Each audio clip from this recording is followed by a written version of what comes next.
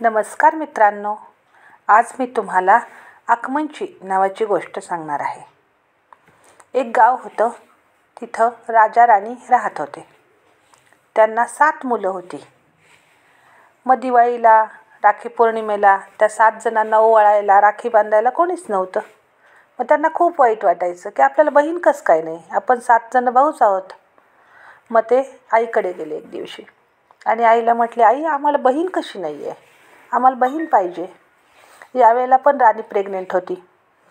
मग राणीने सांगितलं की तुझ्या बाबांना मुलगी अजिबात आवडत नाही, म्हणून तुझे बाबा काय करतात, मुलगा झाला की तो चांगला सांभाळतात आणि मुलगी झाली की लगेच मारून टाकतात.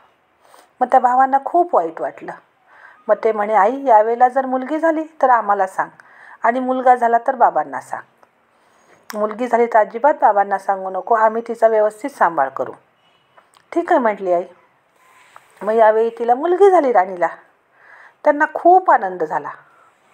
खूप उड्या मारू लागले ते सगळे भाऊ, आम्हाला बहीण झाली म्हणून. आणि राजाला सांगितलं की मुलगी झाली होती आणि ती लगेच गेली म्हणून. मग आता तिला ठेवायचं कुठे? मग त्यांनी काय केलं, तिला घेऊन त्या बाळाला छोट्याशा जंगलात गेले. तिथं घर बांधलं 7 जणांनी मिळून आणि तिला तिथंच ठेवलं. आणि तिचा सांभाळ करत होते. रोज जायचे, तिला काय हवं नको ते पाहायचे आणि वापस यायचे. रोजचं त्यांचं चालू होतं. असं करता करता आकमंची 7-8 वर्षाची झाली. मग आता तिच्या सुरक्षिततेचं काय? पशुपक्षी येतात, हिंसक प्राणी येतात, वाईट माणसं येतात, राक्षसं येतात. मग आता तिची सुरक्षा कशी करायची? मग त्यांनी तिला 2-3 झाडं दिली होती बोलणारी आणि त्यांना त्याची पूजा करायची आणि त्यांना विचारायचं की मी दार उघडू की नको, कोण आलं आहे, ते सगळं ते झाडं तिला सांगायची आणि त्याप्रमाणे ती करायची. आणि ते आल्यानंतर ते एक गाणं म्हणायचे 7 भाऊ मिळून आणि मगच ती दार उघडायची. बाकी कोणालाही ती दार उघडत नव्हती. मग ते गाणं कोणतं होतं? आकमंची आकमंची साती भाई आहे, काकणचुडेला आहे, दार खोल. असं म्हटलं तर ती दार उघडायची. असं त्यांचं ठरलेलं होतं रोजचं. मग ती रोज जायची आणि तिला द्यायची काय हवं नको ते. मग एके दिवशी असेच 7 जण निघाले होते जंगलाकडे की मोठा पाऊस आला. इतका पाऊस थांबायचं नावच घेत नव्हता. मग शेवटी त्यांनी जायचं टाळलं, गेलेच नाही त्या दिवशी.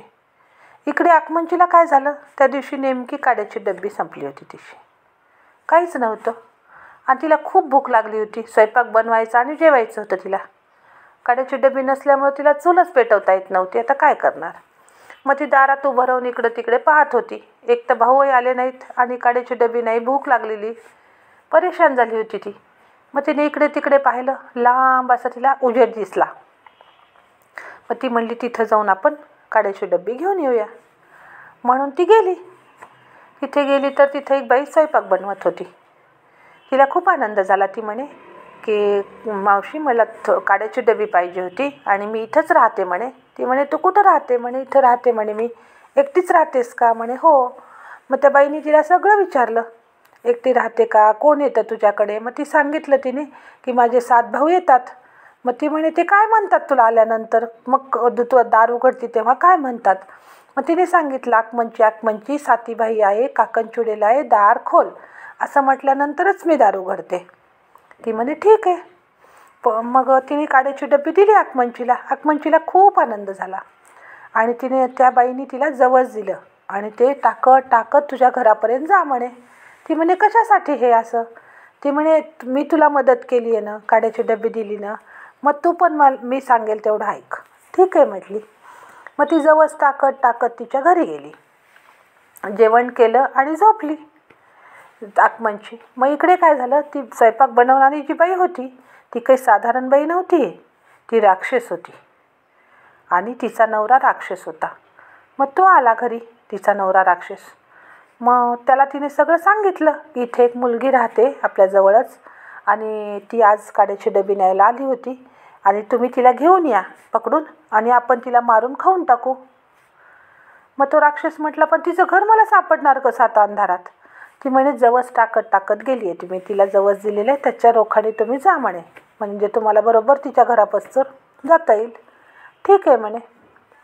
मग तो राक्षस त्या जवसाच्या दिशेने बरोबर गेला, बरोबर तिच्या घरापर्यंत पोचला.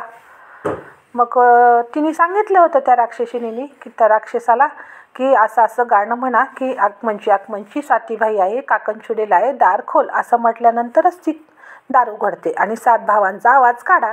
ठीक आहे म्हणे. मग त्या राक्षसाने तिथं गेल्यानंतर दार वाजवलं आणि तिच्या 7 भावांसारखा सेम आवाज, आगमनची सातीभाई आहे, काकणचुडेल आहे, दार खोल, असं म्हणून आवाज दिला.